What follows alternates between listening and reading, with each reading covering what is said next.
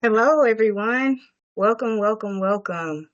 We are Community Alliance Pact, and I am one Kimla Robinson. I'm the CEO of Community Alliance Pact. I founded this organization in July of 2020, and I basically started it with a goal and a heart to minimize poverty. I grew up not in the best area. I grew up in a little country town in Louisiana named Winsboro. And then I moved to Dallas when I was a teenager. Even then, I lived in like a rough part of Dallas and Oak Cliff. And none of my family knew anything about financial literacy. Nobody passed down any information, any knowledge, any resource or tools. So when I got out into the world, I didn't know anything about it. So actually, my mother, she had destroyed my credit by the time I was an adult. Actually, when I was a kid, she was getting things like lights in my name and just random different things. And me and my mother have a similar name. Her name is Kim, and I go by Kim also. So I had to battle to get that cleared off. And I kind of started off with bad credit right off bat.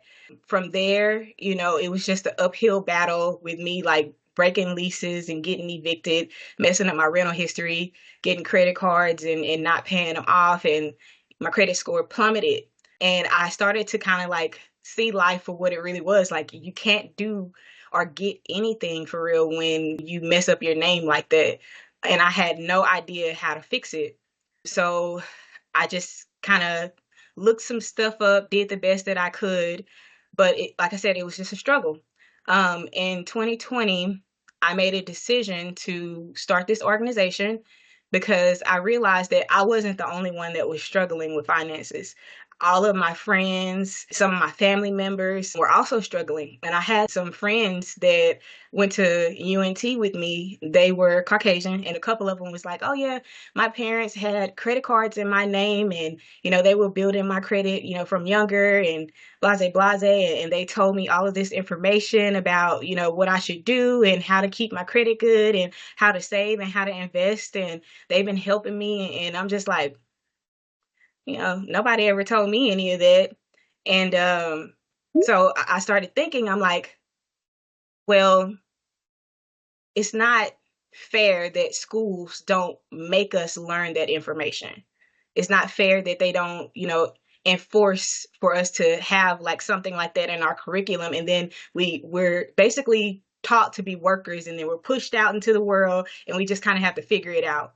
So I figured what I could do is basically start an organization where we could get that information to people for free, where we could teach people how to budget, how to save, how to invest, how to create generational wealth and multiple streams of income, all of the things, how to create a retirement plan. So when I started the organization, I started seeking out real financial literacy experts that knew the information, because I don't know the information, but I just wanted to have a platform for them to be able to give this information and share this information for free. So that is the heart of our organization. We basically are reaching out to people who also struggle with finances, people like myself who grew up in historically disadvantaged communities and things of that nature. And like I said, we're just going to be doing these type of webinars, giving the information out. And we hope that you guys learn something from it, that you can apply it, and that it helps improve your life. So thank you so much for signing up. Thank you so much for joining in. And right now, I'm going to pass it over to our head finance expert, Livingstone Immunity. And he's going to be the one that takes it over from here. And then we're also going to have Takiria Gibson, who's going to chime in some weeks and give you guys some information also. So again, I am one Kimla Robinson. I'm the CEO of Community Alliance Pact, and I'm passing it off to Livingstone. Thank you guys. Thank you so much, Kim. I want to say thank you all for joining us. We're so excited that some of you took out this time of your evening to spend with us. We're so excited that you're here, and we know that the information that we're going to be passing to you all will change your financial journey. Now, if you have a pen, a notepad, Get that ready because we have lots and lots and lots of information to pass out. Alrighty. So this is week one, and we're going to be starting with change your money mindset, shaping your financial future. So we're going to start with change your money mindset. The reason we're starting with this is because for you to be able to change your financial situation, you have to change the way in which you view money. You have to change the way in which you see money and how money works. You cannot have negative perspective or negative mindset about money and expect to be financially free. It doesn't work that way. And if you're not careful, there are so many people out there who are slaves to money. You do not want money to be the master because money is a terrible master. Money is there to actually save you. You need to send money on an errand and not allow money rule you.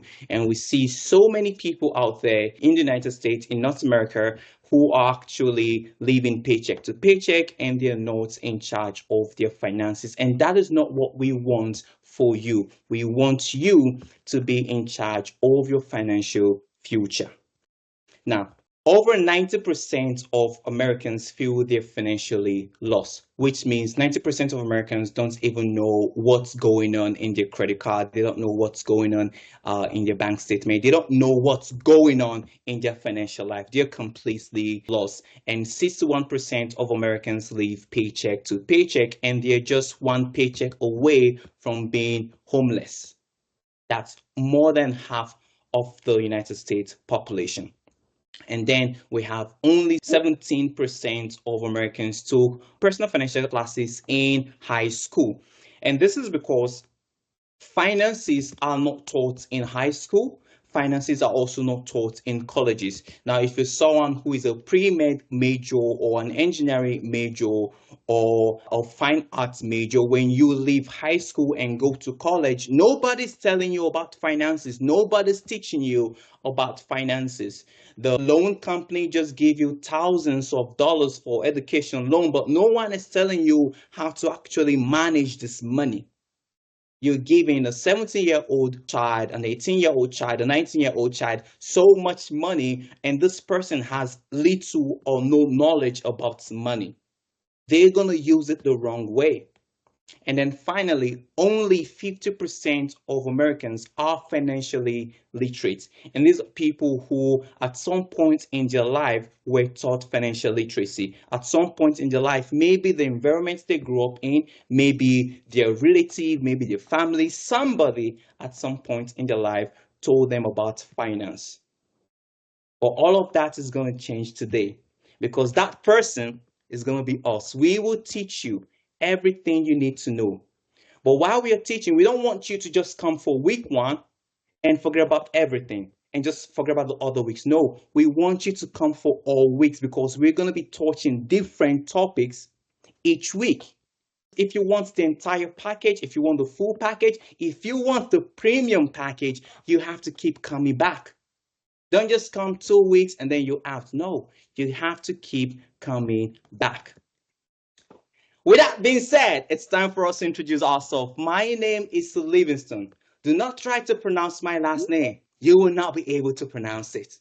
Alrighty? So I graduated from the University of Maryland and I realized that I was struggling with my finances and I decided to go teach myself. I started listening to people. I started reaching out to financial mentors and role models. I started reading financial books and I was able to turn my finances around. And I saw the miracle that happened from that little step I took. And I started reaching out to some of my friends, asking them about their own finances. And I realized that almost all my friends were struggling. Most of my friends had zero idea about what emergency funds is. Almost all of my friends had zero idea about what a brokerage account was. And I'm like, okay, so this is an issue. If I don't know it, my friends don't know it. It simply means a good number of people out there do not know it. And I started teaching my friends about this stuff. I started teaching my friends financial literacy. And I could see the change in their financial journey. So I'm like, okay, so we've got something that people don't have. I think we should share this knowledge with a greater audience. And that is what we're doing here, sharing the knowledge we have to you so you too can change your financial journey. So you too can have this knowledge and build generational wealth for yourself and for your kids. Now, the beautiful thing about it is that I will not be doing it alone. I have a wonderful colleague, a wonderful partner who will be joining me on this journey. And we're going to invite Takira to introduce herself. Hey everyone, my name is Takiria, and I am the other financial strategist that we have here at CAP.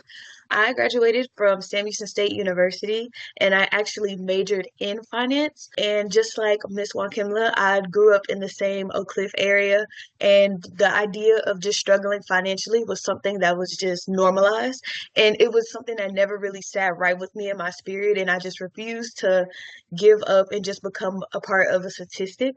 So I did take that extra step and decide to have my path in life go towards finance so that I can help people who are in these underprivileged areas and who just didn't know about like general basic finance and kind of help them in order to climb up that ladder in society so that we're not constantly having to struggle day to day. And I wanted to be able to share all of the things that I was able to learn at university and just be able to share them since not everyone is able to be blessed to go to university. So I did want to be able to just share the knowledge that I've learned in courses and that I've also done on my own with just doing further research like Livingstone and just be able to share them with the people who actually want to hear them. So I'm excited for this and I hope that you all continue to come back every week. Thank you so much, Takira. Now, these are the table of content for today. First, we're going to start with understanding your money mindset. We're going to move into scarcity versus abundance mindset, and then we're going to move into the financial literacy in wealth building. We're going to be giving you some action steps for changing your financial mindset. We're going to give you some of the action items you need to do today, this week, before next week. Some of the things you need to start doing to be able to change your financial mindset. And then finally, we are going to give you resources. We're going to give you some resources and tools for you to use. Now, let's look at the impact your money belief have on your financial journey. Now, sometimes our environment can actually shape us. The environment we grew up in can actually shape how we see and how we think about money.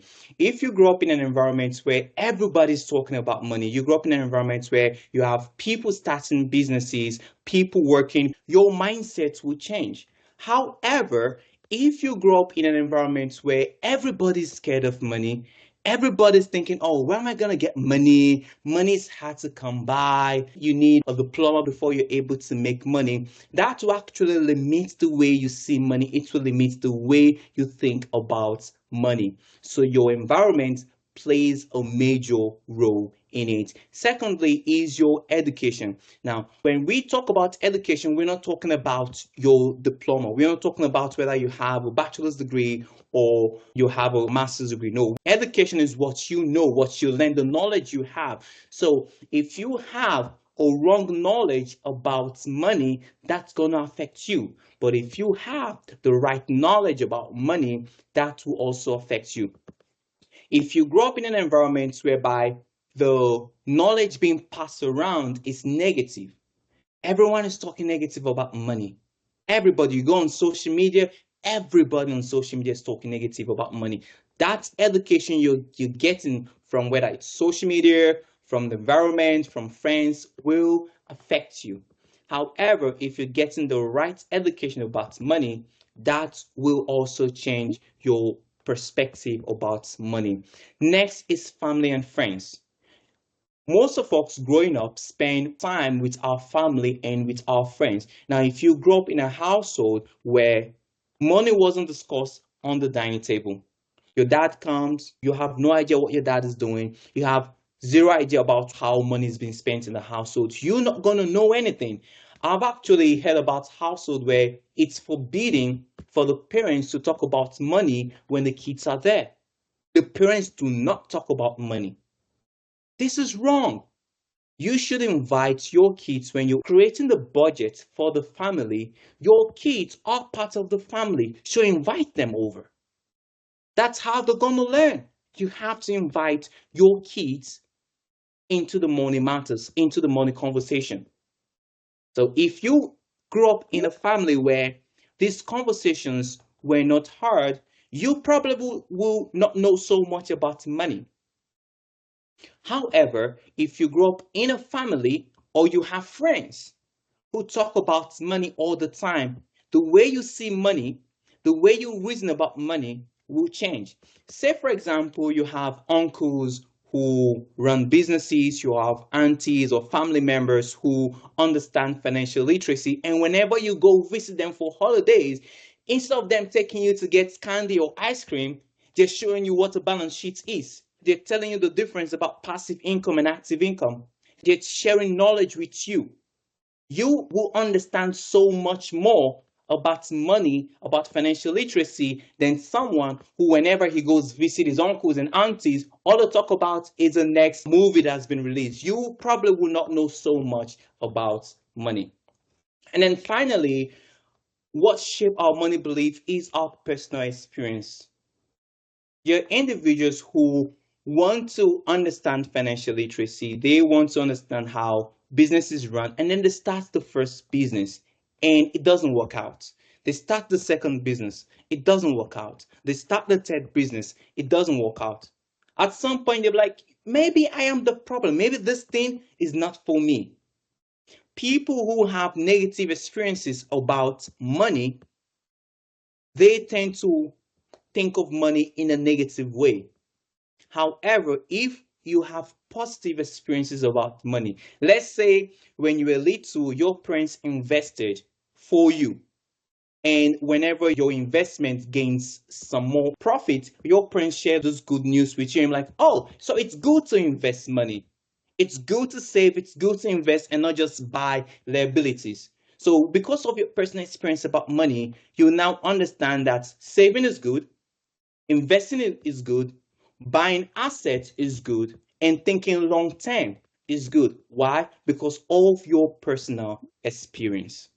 Now, I understand some of us will ask the question, then why am I struggling financially? Maybe I have the right financial knowledge. Maybe I grew up in a family where people talk about money. Why then am I still struggling financially? What am I doing wrong? What is the problem?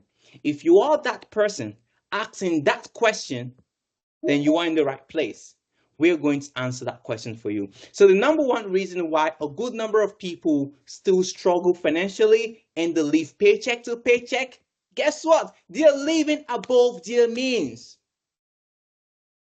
You cannot be making $40,000 a year and you're spending $100,000 at the end of the year. You're living way above your means. And I realize that the reason why folks live above their means is number one, they don't have the knowledge, they don't know. They don't check their credit card statements, they do not check their bank statement. They accept every credit card that comes to them. You need to understand that the credit card money is not your money, even though it's in your name. The money does not belong to you. So just because you have 5, 10 credit cards, that doesn't mean you should use all the money.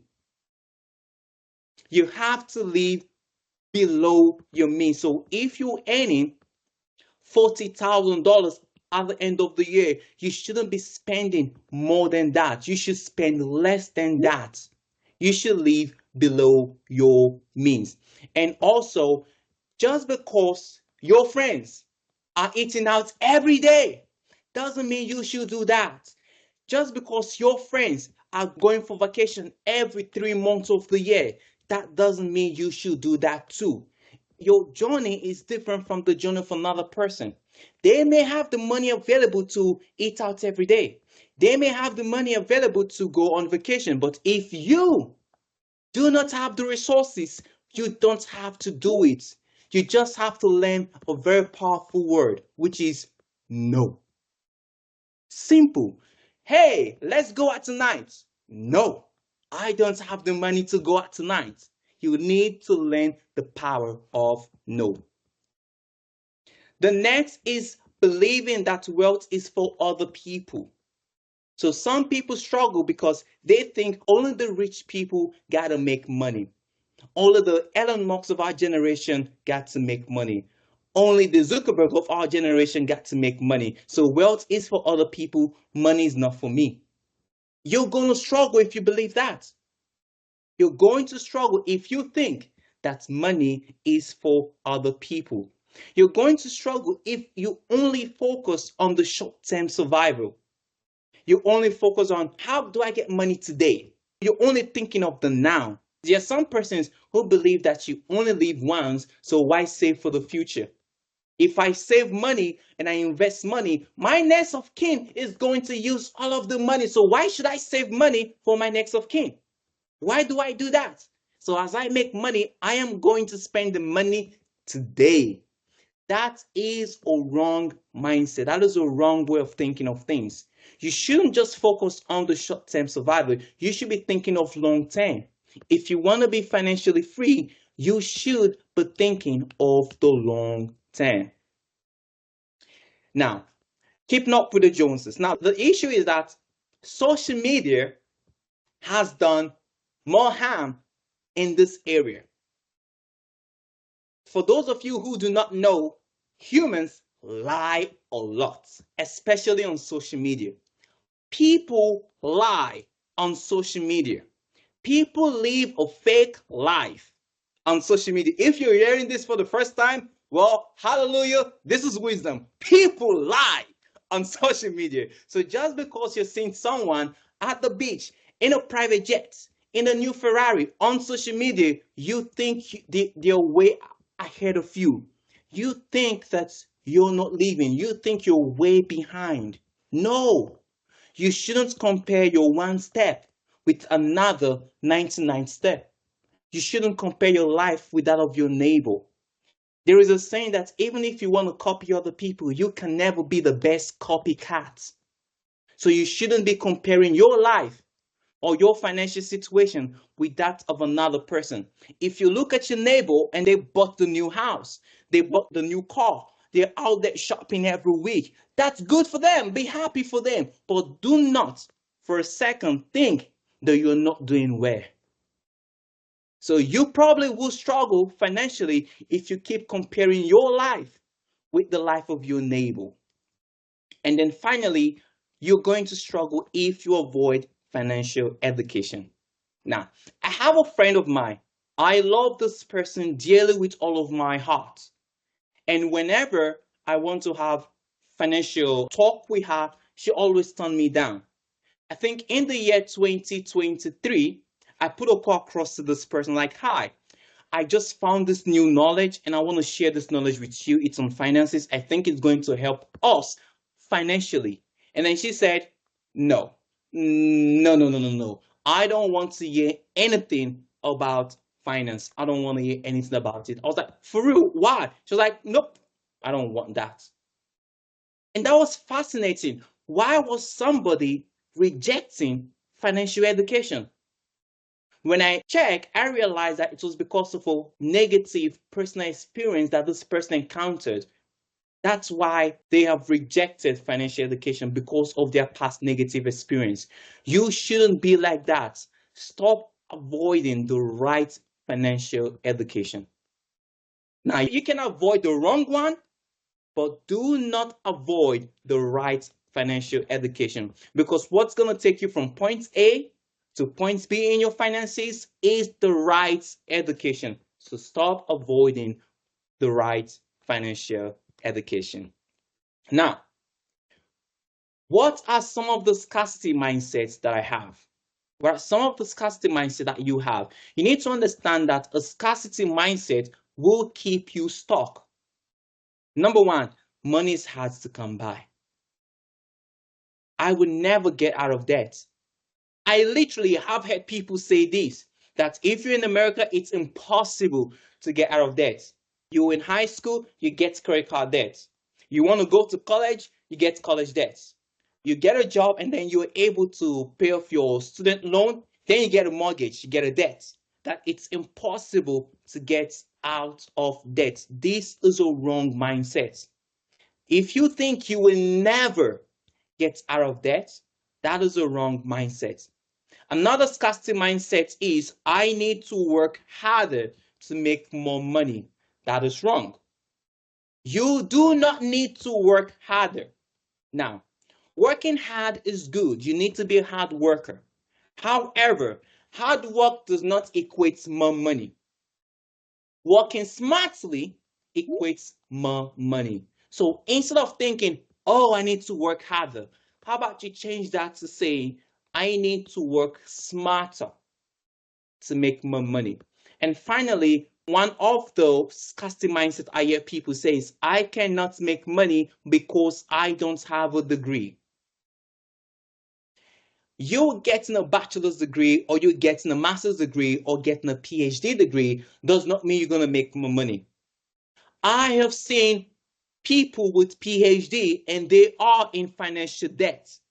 I've seen people with PhD, they are in financial crisis.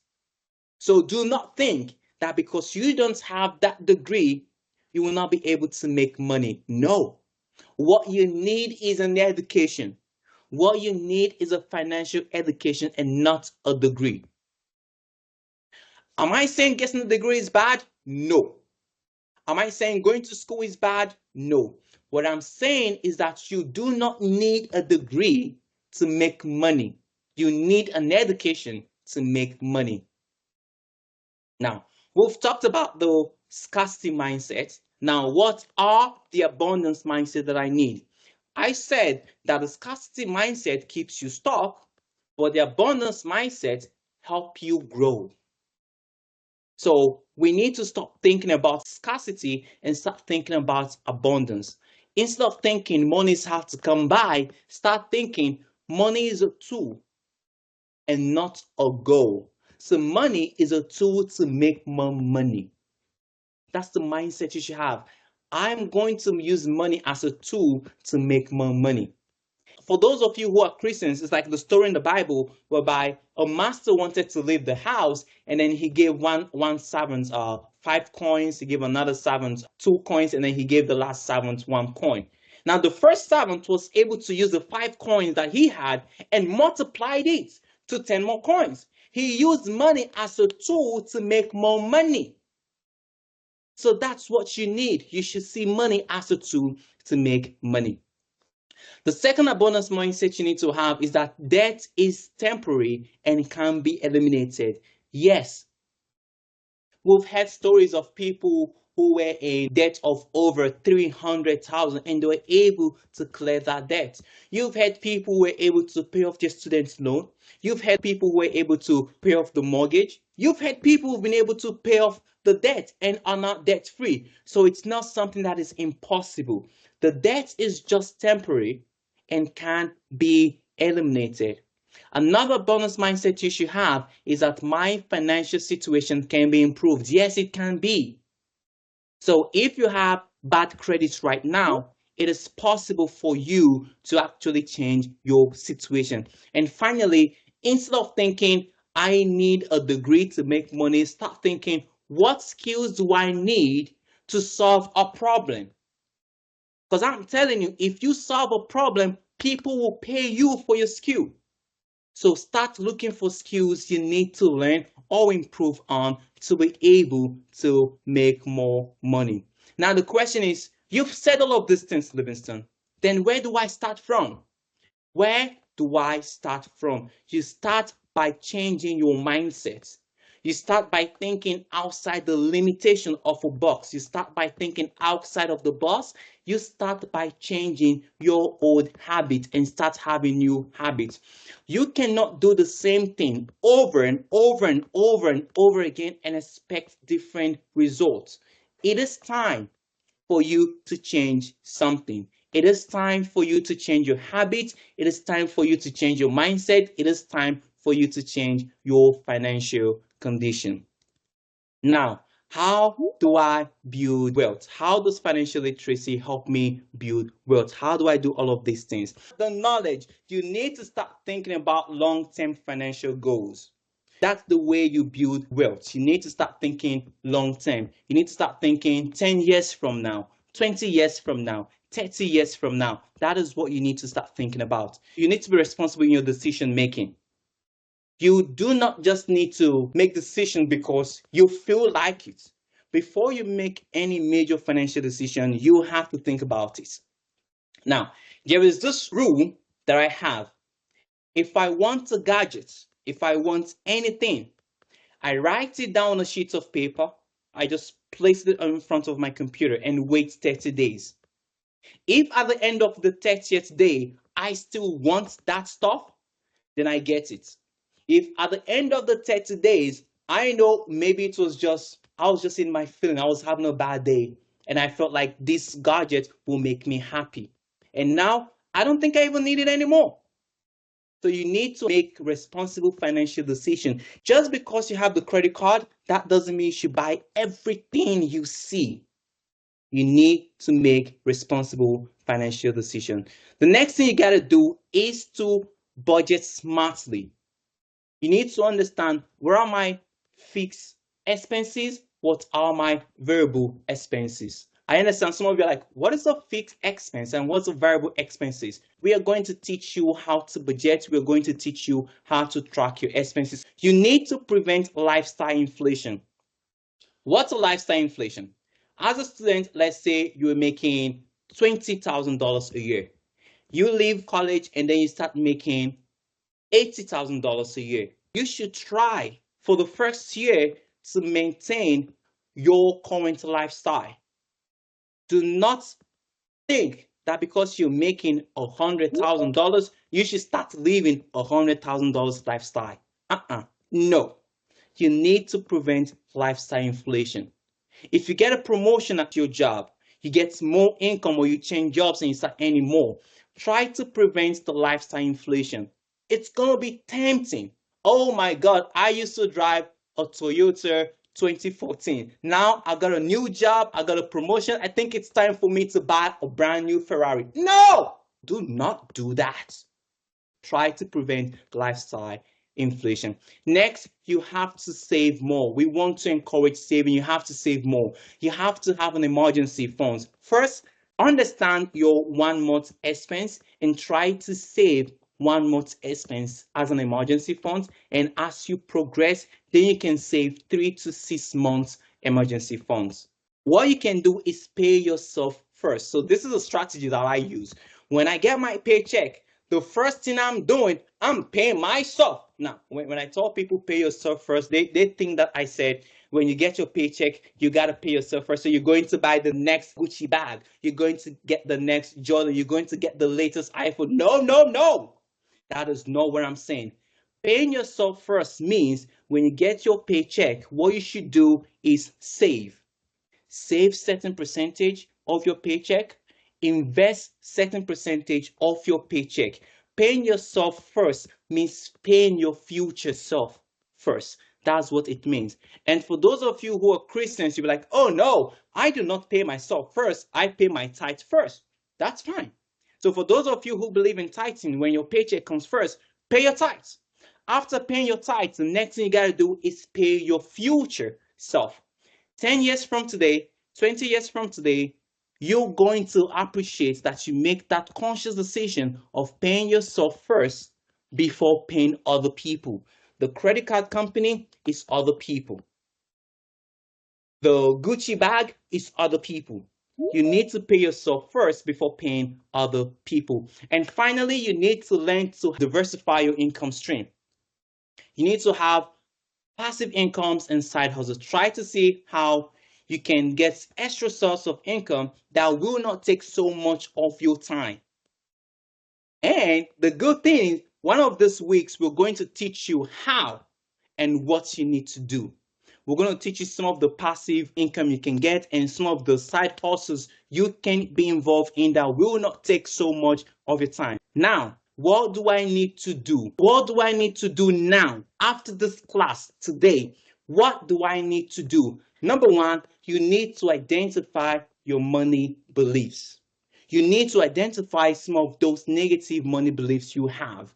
And also you need to identify the positive money beliefs you have. So what scarcity mindset have you noticed? What is that scarcity mindset you've noticed in your life, in your family, in your friends? What's that scarcity mindset you have noticed? The next action step is reframe negative beliefs. So first you've been able to identify some of the negative beliefs. The next thing you gotta do is reframe. Reframe means change. You gotta change that negative beliefs that you have. So the next interactive section is, how do you plan on changing that mindset? How do you plan on changing that negative mindset that you have? What are the action plans? What are your personal plans on changing those negative mindsets that you have? Remember, we promised you some resources? Yes, here we are. For folks who love to read, you love to read, one book we are recommending for the first week is Rich Dad, Poor Dad by Robert Kiyosaki. And for the Gen Z in the house, like, I don't want to read anything, I just want to be on my phone all day. If you're that person, one app we're going to recommend is a mindset coaching app like Think Up or Affirmations for Wealth. So this will help you change your money mindset. Now, what's the takeaway? If you want something to take home today, to tell your friends, to have something to share at the family dinner tonight, number one is that financial freedom starts from your mindset. If you want to change your financial situation, you need to change the way you think about money. Number two, when you change your habits, you change your finances. When you start living below your means, you change your finances. When you stop keeping up with the Jonas, you change your finances. When you stop using every credit card that has been sent to you, you change your finances. And finally, if you don't remember anything I've said today, remember one thing, that knowledge is power. And with the right financial knowledge, you will be so powerful and nothing will stop in your way.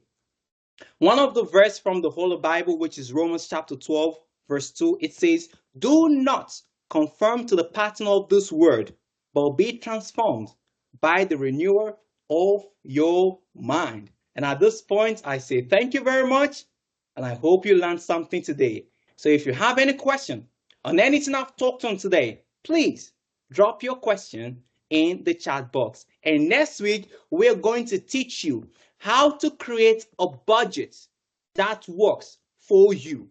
We will share with you a budget template that can also help you budget for yourself and for your family. If you want more energy, you gotta keep coming. You gotta keep We've got coming. more. We've got more. You gotta keep coming. If you have any question, you can always use the chat box or shoot us an email. So you can always send us email if you have any question. And we cannot wait to see you again next week. Amazing. Thank you so much for kicking this off. I hope that everyone learned something. This week was just an introduction to what we're going to be doing here moving forward. We just wanted to set the tone, get everybody prepared mentally for what you're about to be learning. The email that you can email with questions there, it's financeexperts@communityalliancepact.org. If you have any questions, send it there. And we look forward to seeing you guys next week. All right. Bye, everyone. I'll see you next week. Bye. Bye, y'all.